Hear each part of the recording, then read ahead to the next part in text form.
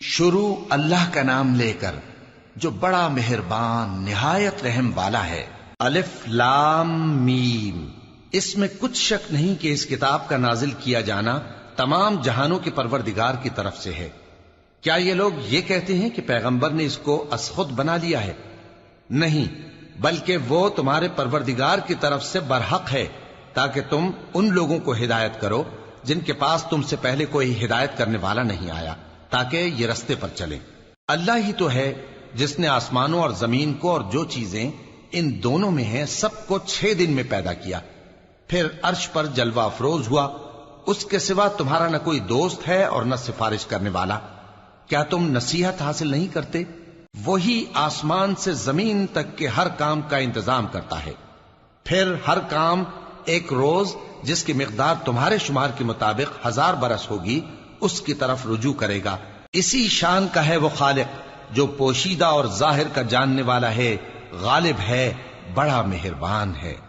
وہی جس نے ہر چیز کو بہت اچھی طرح بنایا، یعنی اس کو پیدا کیا اور انسان کی پیدائش کو مٹی سے شروع کیا، پھر اس کی نسل ایک قسم کے خلاصے سے یعنی حقیر پانی سے بنائی، پھر اس کو درست کیا، پھر اس میں اپنی طرف سے روح پھونکی اور تمہارے کان اور آنکھیں اور دل بنائے، مگر تم بہت کم شکر کرتے ہو۔ اور کہنے لگے کہ جب ہم زمین میں ملیا میٹ ہو جائیں گے تو کیا اثر نو پیدا ہوں گے؟ حقیقت یہ ہے کہ یہ لوگ اپنے پروردگار کے سامنے جانے ہی کے قائل نہیں۔ کہہ دو کہ موت کا فرشتہ جو تم پر مقرر کیا گیا ہے تمہاری روحیں قبض کر لیتا ہے، پھر تم اپنے پروردگار کی طرف لوٹائے جاؤ گے، اور تم تعجب کرو جب دیکھو کہ گناہگار اپنے پروردگار کے سامنے سر جھکائے ہوں گے اور کہیں گے کہ اے ہمارے پروردگار، ہم نے دیکھ لیا اور سن لیا، تو ہم کو دنیا میں واپس بھیج دے کہ نیک عمل کریں، بے شک ہم یقین کرنے والے ہیں۔ اور اگر ہم چاہتے تو ہر شخص کو ہدایت دے دیتے، لیکن میری طرف سے یہ بات قرار پا چکی ہے کہ میں دوزخ کو جنوں اور انسانوں سب سے بھر دوں گا، سو اب آگ کے مزے چکھو، اس لیے کہ تم نے اس دن کے آنے کو بھلا رکھا تھا۔ آج ہم نے بھی تمہیں بھلا دیا ہے، اور جو کام تم کرتے تھے ان کی سزا میں ہمیشہ کے عذاب کے مزے چکتے رہو۔ ہماری آیتوں پر تو وہی لوگ ایمان لاتے ہیں کہ جب ان کو ان کے ذریعے نصیحت کی جاتی ہے تو سجدے میں گر پڑتے اور اپنے پروردگار کی تعریف کے ساتھ تسبیح کرتے ہیں اور غرور نہیں کرتے۔ ان کے پہلو بچھونوں سے الگ رہتے ہیں، اس حال میں کہ وہ اپنے پروردگار کو خوف اور امید سے پکارتے اور جو کچھ ہم نے ان کو دیا ہے اس میں سے خرچ کرتے ہیں۔ سو کوئی شخص نہیں جانتا کہ ان کے لیے کیسی آنکھوں کی ٹھنڈک چھپا کر رکھی گئی ہے، یہ ان اعمال کا صلہ ہے جو وہ کرتے تھے۔ بھلا جو مومن ہو وہ اس شخص کی طرح ہو سکتا ہے جو نافرمان ہو؟ دونوں برابر نہیں ہو سکتے۔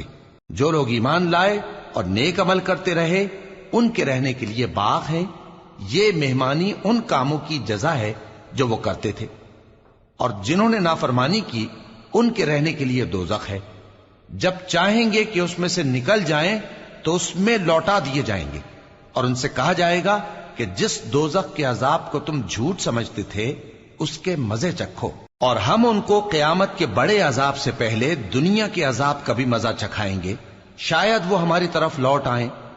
اور اس شخص سے بڑھ کر ظالم کون جس کو اس کے پروردگار کی آیتوں سے نصیحت کی جائے تو وہ ان سے منہ پھیر لے؟ ہم گناہگاروں سے ضرور بدلہ لینے والے ہیں۔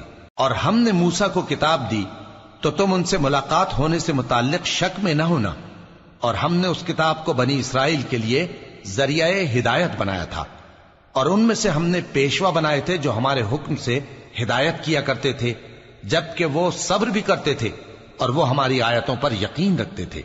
بلا شبہ تمہارا پروردگار ہی ان میں جن باتوں میں وہ اختلاف کرتے تھے قیامت کے روز فیصلہ کر دے گا۔ کیا ان کو اس امر سے ہدایت نہ ہوئی کہ ہم نے ان سے پہلے بہت سی امتوں کو جن کے رہنے کے مقامات میں یہ لوگ چلتے پھرتے ہیں ہلاک کر دیا؟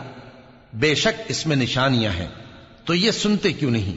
کیا انہوں نے نہیں دیکھا کہ ہم بنجر زمین کی طرف پانی رواں کرتے ہیں، پھر اس سے کھیتی پیدا کرتے ہیں جس میں سے ان کے چوپائے بھی کھاتے ہیں اور یہ خود بھی کھاتے ہیں؟ تو یہ دیکھتے کیوں نہیں؟ اور کہتے ہیں اگر تم سچے ہو تو یہ فیصلہ کب ہوگا؟ کہہ دو کہ فیصلے کے دن کافروں کو ان کا ایمان لانا کچھ بھی فائدہ نہ دے گا اور نہ ان کو مہلت دی جائے گی، تو ان سے منہ پھیر لو اور انتظار کرو، یہ بھی انتظار کر رہے ہیں۔